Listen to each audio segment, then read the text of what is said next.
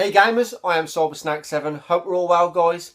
Great to be back with another video. Now, this is a question I'm going to stick out to you guys. But before I get there, I better backtrack and explain myself and tell you exactly what I'm talking about. Now, I've been thinking about this yesterday. Now, we're all collectors within this community, whether it be for modern gaming or whether it be for retro gaming, or we collect for both like I do.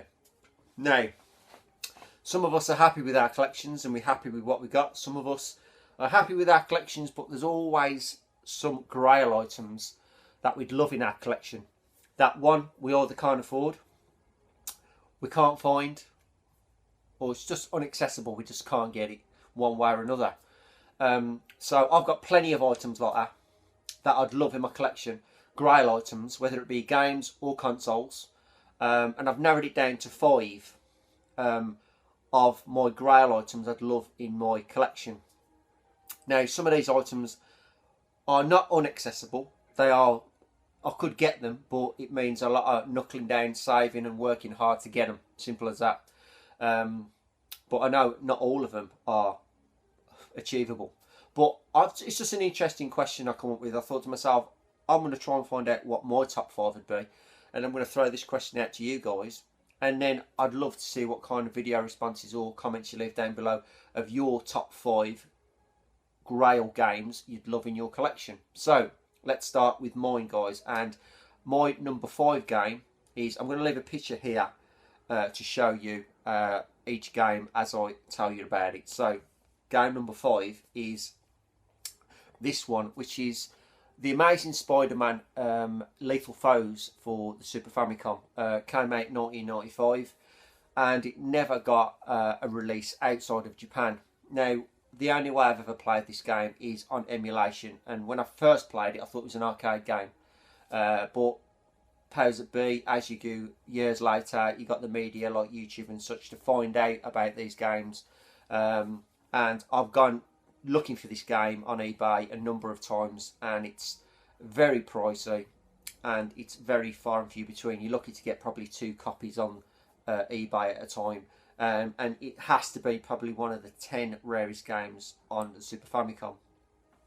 So that's game number 1. I'm not going to go into prices and things like that. I'm just talking about the games or consoles in general that I'd love in my collection. Game number 4 is this one, which is the sequel to Turrican, which is Turrican II, Super Turrican II for the NTSC Super Nintendo. This game, Pete SNEStastic knows too damn well how rare this game is and how pricey this game can actually be.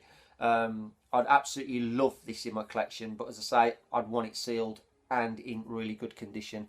But you are talking big bucks for this game, and to most Super Nintendo collectors it is an unobtainable goal for the prices that they are going for.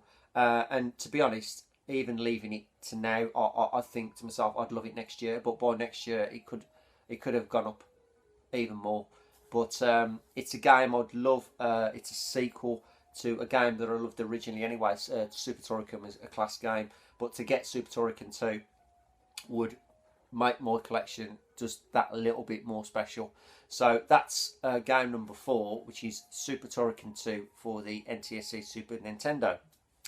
Now, game number 3 is for a system I've owned for about a year now, and I haven't bought one game for it because they are very expensive. But it's from a series of games I've loved ever since I played the first one on the arcade. And I've had numerous versions, whether it be on the PC Engine or the Mega Drive or the Japanese Mega Drive, but I've never been able to appreciate the first game, which is Splat House.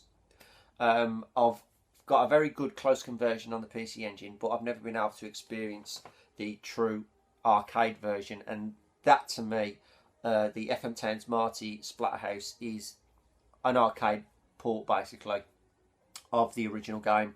And as I say, I've absolutely loved Splat House through the years on whatever variation I've had it on, even down to the PS3 version, which I really enjoyed.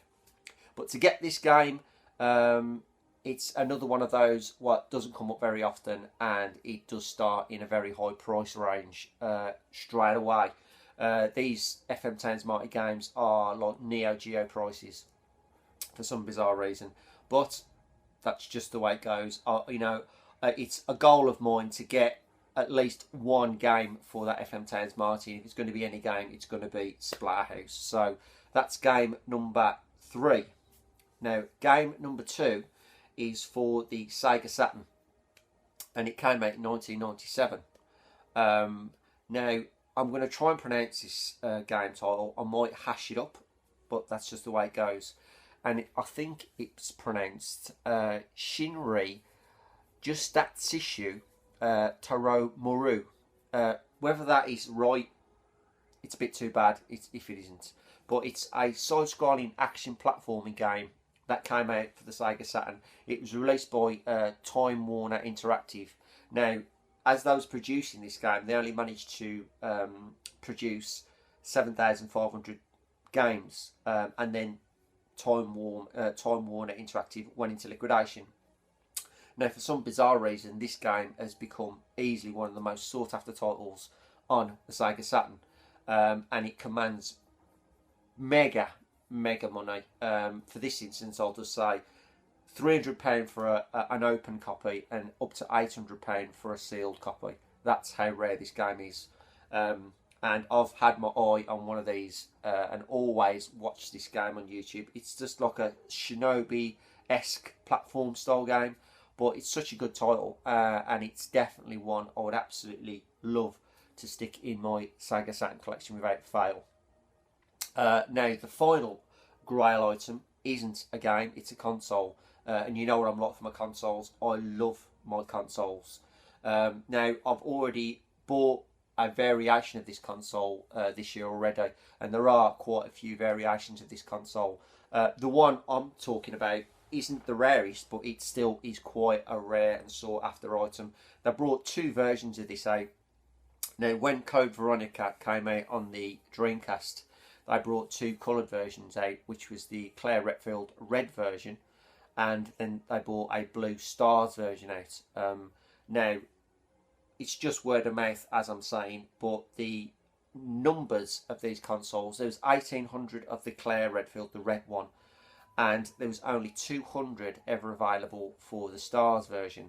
Now, I know full well the stars version ain't never going to be seen.